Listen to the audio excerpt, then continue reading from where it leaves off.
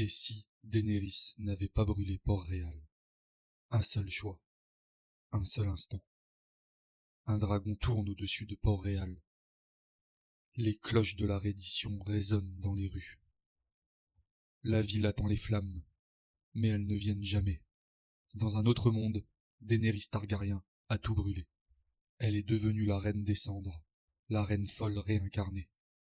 Mais pas ici. Ici, elle hésite.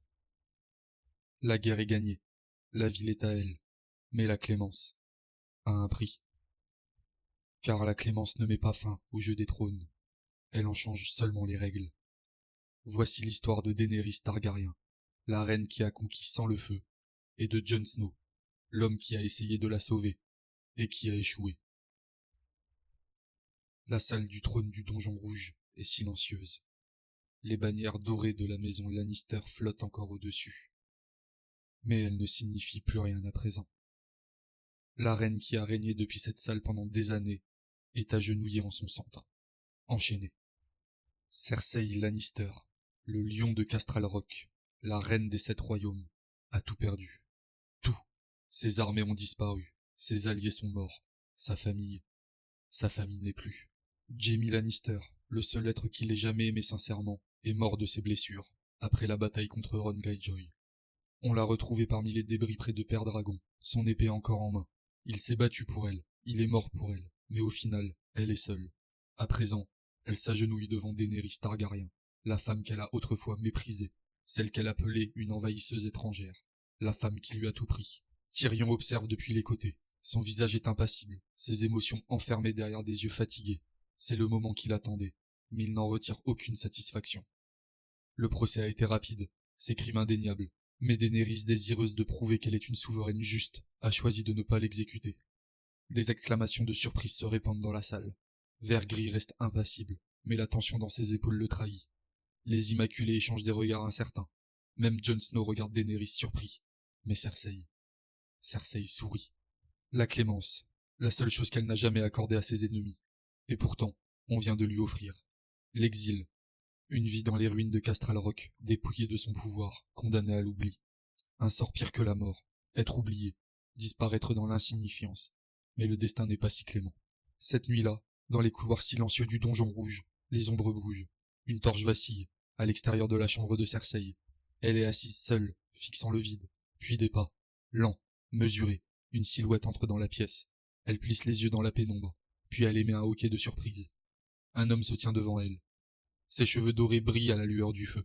Son manteau rouge aux couleurs des Lannister est reconnaissable entre mille. Jaime Lannister. Entier. Vivant. Son souffle se coupe. Elle se lève hésitante, presque effrayée de croire que c'est réel. Il s'approche, prenant son visage entre ses mains. Son toucher est chaud, familier. Elle murmure des mots d'amour, une larme glissant sur sa joue. Et puis, ses mains se resserrent autour de sa gorge. Mais ce n'est pas Jaime Lannister. Arya Stark la regarde, son emprise implacable. Cersei halète, griffant ses mains, ses ongles raclant la peau. Ses yeux sont grands ouverts, emplis de trahison. Un dernier souffle désespéré, puis plus rien. Arya relâche son emprise, laissant le corps de Cersei s'effondrer sur le sol de pierre. Elle observe un long moment, puis retire lentement le visage de Jaime de son propre visage. Elle le fixe, son expression indéchiffrable, avant de le jeter. Au final, Cersei Lannister est morte en croyant être dans les bras de son frère, tout comme la prophétie l'avait prédit. Le Valonqar a refermé ses mains autour de sa gorge et a mis fin à son règne à jamais. Le lendemain matin, un corbeau s'envole du Donjon Rouge. La nouvelle se répand. Cersei Lannister est morte. Mais il n'y a aucune preuve, aucun suspect. Un crime qui restera impuni. Et pourtant, le message est clair. Dans ce nouveau monde, aucun dirigeant n'est intouchable. La guerre pour le trône est terminée. Mais dans l'ombre, une autre guerre a déjà commencé. La guerre est finie. La reine folle n'a jamais émergé. La ville tient toujours debout. Son peuple épargné des flammes et de la mort. Mais la paix ne vient jamais si facilement. Une conquérante est assise sur le trône de fer, mais son royaume n'est pas entier. Le nord résiste, le Val observe, les terres de l'orage murmurent, et dans la grande salle de la forteresse rouge, un choix est fait. Jon Snow se tient devant Daenerys Targaryen. Son armure est encore tachée du sang de la bataille, mais son visage est impassible. Il ne s'agenouille pas. Il ne sourit pas. Daenerys se tourne vers Jon, son expression mesurée, cherchant une réponse qu'elle connaît déjà. Ils ne l'accepteront jamais. Pas vraiment. Jon expire.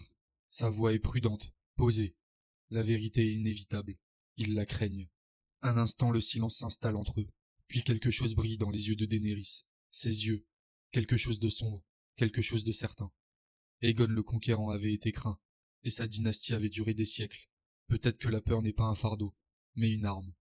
Jon détourne le regard. Il n'a aucune réponse qui puisse la satisfaire. Depuis un coin de la pièce, Tyrion observe. Il voit la distance grandir entre eux. Le calme. Cette tension fragile qui maintient le royaume en équilibre. Tyrion sait ce qui arrive. Il a passé sa vie à manœuvrer dans les cercles du pouvoir, et il sait ce qu'il se passe lorsqu'un souverain se sent seul. Mais Daenerys n'est pas seule.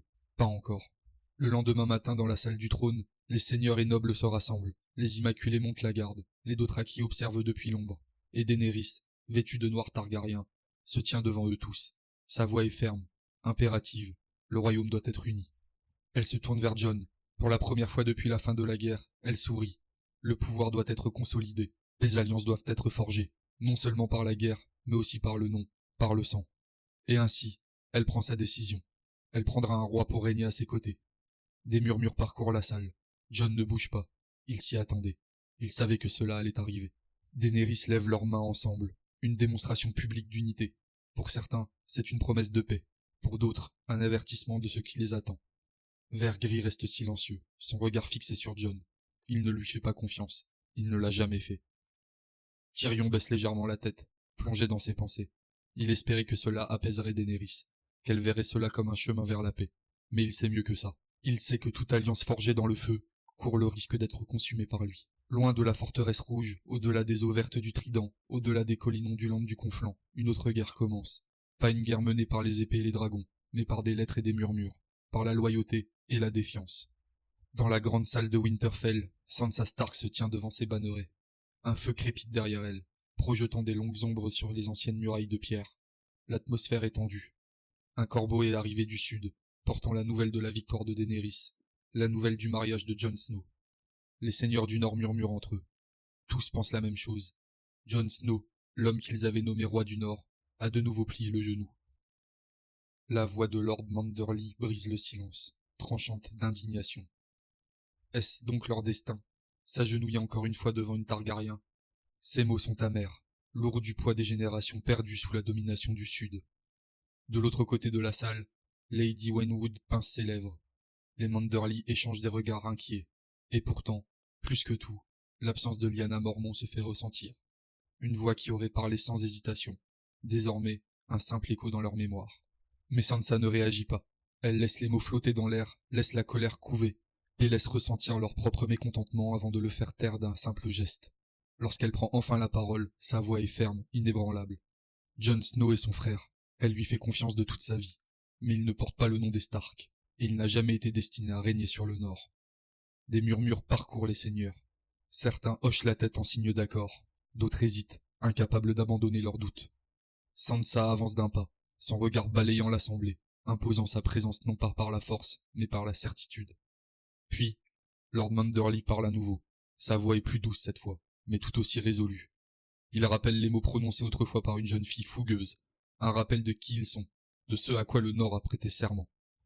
Nous ne connaissons qu'un seul roi, le roi du Nord, dont le nom est Stark, pas la maison Targaryen. Un silence s'installe, long et tendu. Puis, Lord Serwyn se lève de son siège. Sa voix résonne dans la salle, stable et assurée. Le Nord est à vous, Lady Stark. Un à un, les seigneurs suivent, certains par conviction, d'autres par résignation. Mais en cet instant, une vérité devient indéniable. Le Nord a fait son choix, et il ne pliera pas le genou. Un par un, les autres seigneurs se lèvent, posant leurs mains sur leur cœur. Un vœu silencieux, plus fort que les mots. Le Nord se souvient, et le Nord ne pliera pas. Mais la nouvelle se répand au-delà des murs de Winterfell, dans les ombres de Fort Terreur, dans les halls de Carhold, dans les couloirs silencieux de Château Noir. Certains s'interrogent, doutent, craignent de ce que cela signifie. Et à Port-Réal, Daenerys Targaryen se tient devant une carte de Westeros. Ses doigts suivent les contours du Nord, s'arrêtant sur Winterfell. Son expression est illisible. Puis lentement, sa mâchoire se serre. Tyrion se tient à ses côtés, les mains jointes derrière son dos. Il l'observe attentivement, sachant ce qui va arriver avant même qu'elle ne parle. Sa voix est basse, mais tranchante comme une lame. Tyrion hésite, choisissant ses mots avec soin. Il l'avait prévenu de cela. Elle l'avait toujours su que le Nord résisterait, leur loyauté envers les Stark étant plus profonde que le sang, plus forte que les serments. Mais Daenerys ne voit pas une défiance. Elle voit une trahison. Jon lui avait prêté serment, et maintenant sa propre sœur cherche à briser le royaume. Elle expire brusquement, s'éloignant de la table. Les flammes de l'âtre tout proche vacillent sur ses cheveux d'argent. Sa voix reste calme, mais une tempête gronde derrière elle, prête à éclater. Un corbeau doit être envoyé. Lady Stark s'agenouillera, ou brûlera. Le souffle de Tyrion se coupe. Pendant un instant, il se demande s'il a mal entendu. Mais non, Daenerys reste immobile, son regard fixé, sa détermination inébranlable. Winterfell n'est pas la ville de Cersei, lui rappelle-t-il.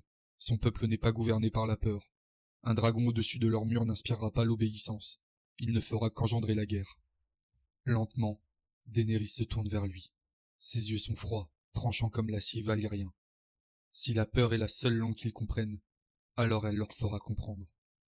Un grondement profond et guttural ébranle le donjon rouge alors que Drogon s'agite sur le balcon, sentant le trouble de sa cavalière. L'air s'alourdit de chaleur, le poids du feu imminent pressant contre les murs de pierre.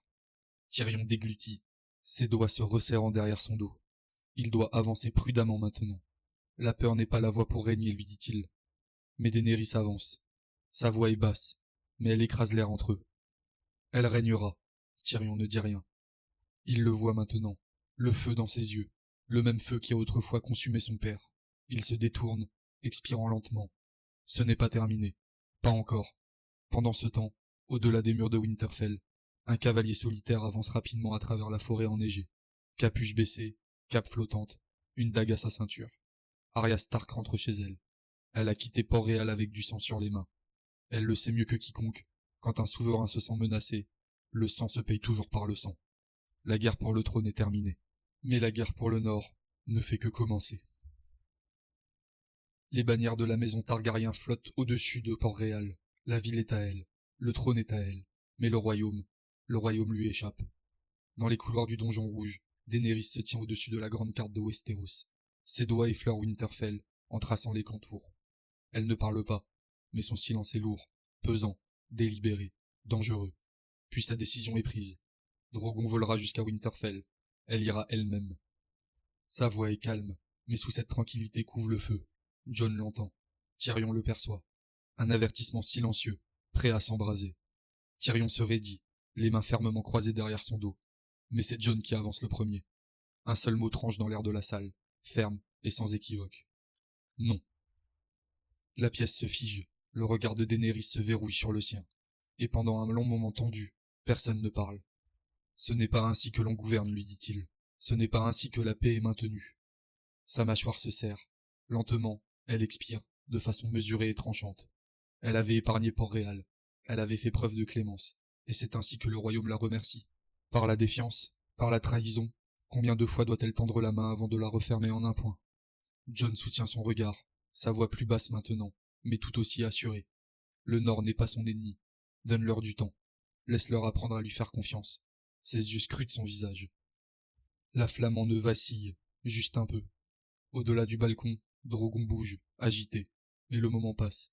La tempête n'éclate pas. Pas encore. Les jours passent, mais la tension ne s'apaise pas. Les salles du conseil deviennent plus silencieuses. Daenerys écoute, mais elle ne pardonne pas. Un corbeau arrive du Val. Lord Royce refuse de prêter allégeance. Un messager de Dorne apporte une lettre, neutre, prudente, mais non loyale. Et puis, ses ennemis commencent à disparaître. Un petit seigneur des terres de l'Ouest est retrouvé mort dans ses appartements. Du poison, dit-on. Un marchand du bif, soupçonné d'avoir financé une rébellion, est exécuté dans la rue. Un conseil dans l'Ouest n'a jamais lieu. Les hommes censés y assister n'arrivent jamais. La ville n'en parle pas, mais ceux qui observent, ceux qui savent reconnaître le pouvoir quand ils le voient, comprennent. Jon Snow comprend. Il regarde le donjon rouge devenir plus froid, plus silencieux. Il regarde les conseillers de Daenerys se fondre dans l'ombre. Il regarde Tyrion boire plus, parler moins. Il voit Vert-Gris se tenir plus près d'elle, sa main jamais loin de son épée. Il observe Daenerys elle-même changer. Elle parle moins, mais son silence est lourd. Elle écoute plus, mais seulement ceux qui ne la remettent pas en question. L'espoir dans ses yeux a disparu. Le feu brûle plus froid maintenant, contrôlé, calculé. Et Jon réalise la vérité. Il avait autrefois pensé qu'il pourrait tempérer son feu, que sa présence suffirait. Mais Daenerys Targaryen marche sur la ligne ténue entre conquérante et tyran, et il n'est plus certain de quel côté elle basculera. Jon Snow avait juré autrefois de protéger le royaume, de servir sa reine, de se tenir à ses côtés. Mais maintenant il la voit lui échapper, et il sait. Sa reine devient exactement ce qu'elle avait juré de détruire. Et Jon Snow devra prendre une décision, avant qu'il ne soit trop tard. Le donjon rouge est silencieux, la guerre est terminée, le trône est conquis. Et pourtant, dans les couloirs silencieux de Port-Réal, une autre bataille est sur le point de commencer. Jon Snow avance dans les couloirs d'un pas lourd, son cœur bat fort, mais pas par peur, par certitude. Il a fait son choix. Dans la salle du trône, Daenerys Targaryen se tient devant le trône de fer.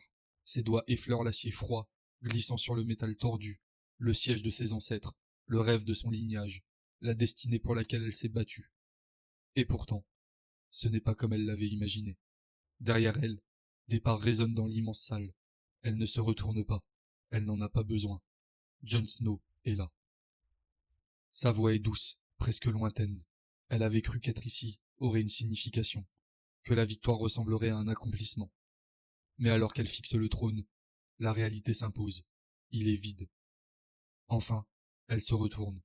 Ses yeux clairs cherchent les siens, en quête de quelque chose, de réassurance, de dévotion, d'amour. Mais l'expression de Jon est illisible. Il fait un pas lent en avant, sa voix basse, posée. Elle n'est pas seule. Pendant un bref instant, quelque chose vacille dans son regard. L'espoir. Une fragile braise dans le froid. Elle s'avance, réduisant l'espace entre eux, sa voix plus douce à présent, presque suppliante. L'a-t-elle encore avec elle? Sa respiration se bloque. Ses mains tremblent à ses côtés, puis lentement, il tend la main vers elle. Elle expire, s'abandonnant dans son étreinte. Ses bras l'enlacent, forts, familiers.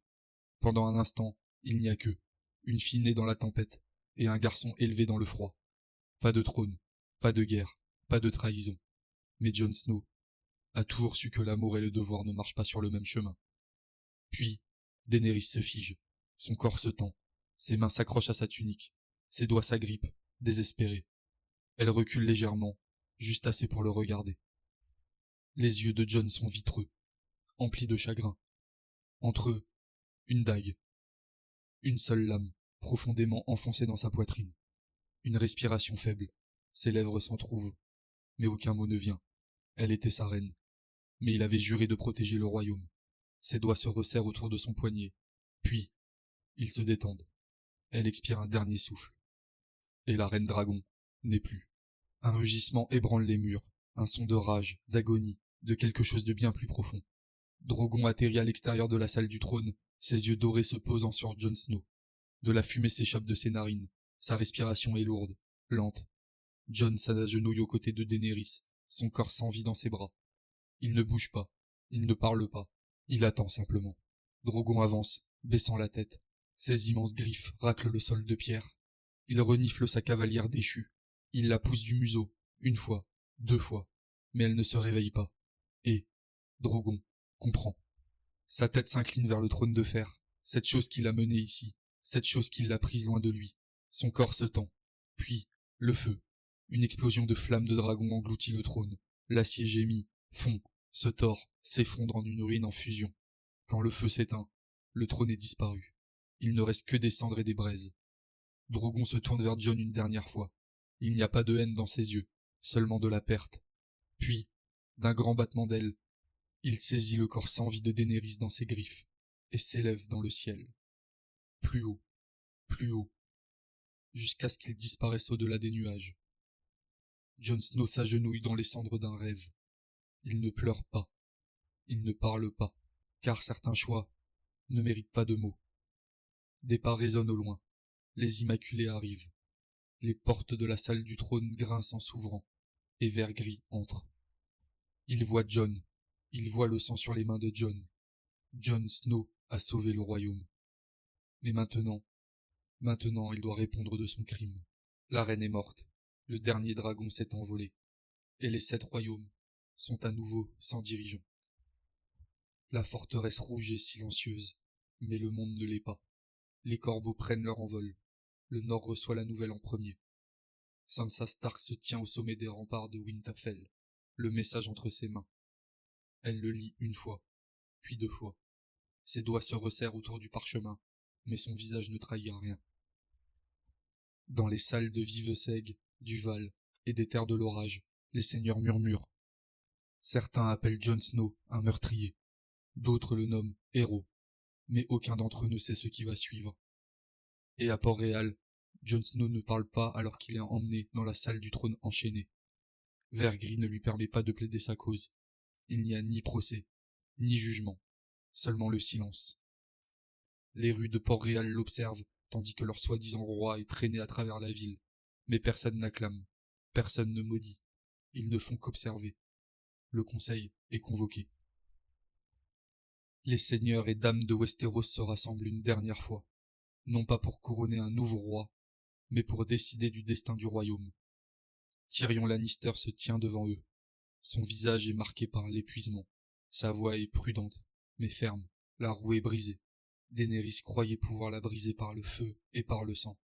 Mais le feu ne laisse que des cendres, et les cendres ne peuvent pas régner. Il n'y a plus de trône de fer à revendiquer, plus de dynastie à préserver. Les dirigeants de Westeros doivent décider qui les dirigera. Un choix est fait, non pas par la conquête, non par le sang, mais par les mots. Pour la première fois de l'histoire, les 7 royaumes choisissent leurs dirigeants. Tyrion Lannister, autrefois main de la reine, devient le premier lord régent de Westeros. Pas un roi, pas un conquérant, un intendant destiné à guider le royaume vers quelque chose de nouveau. Le Nord reste libre. Sansa Stark est couronnée reine du Nord, ne s'agenouillant devant personne. Les Immaculés quittent Westeros. Vergris ne cherche pas à se venger. Il monte à bord d'un navire en direction de Naath, son peuple le suivant. Il ne se retourne pas. Et Jon Snow ne reçoit ni couronne, ni royaume, ni honneur, seulement l'exil. Fort le vent se dresse devant lui alors qu'il chevauche vers le mur, fantôme trottant à ses côtés. Il n'hésite pas, il ne se retourne pas. Au-delà des portes, la terre s'étend à l'infini, intacte par la guerre, intacte par les rois. Jon Snow n'appartient plus à Westeros. Il appartient au froid, à l'inconnu. Certains disent qu'il a disparu dans la neige, pour ne jamais être revu. Certains disent qu'il a rejoint le peuple libre, un fantôme du passé, errant dans l'étendue glacée.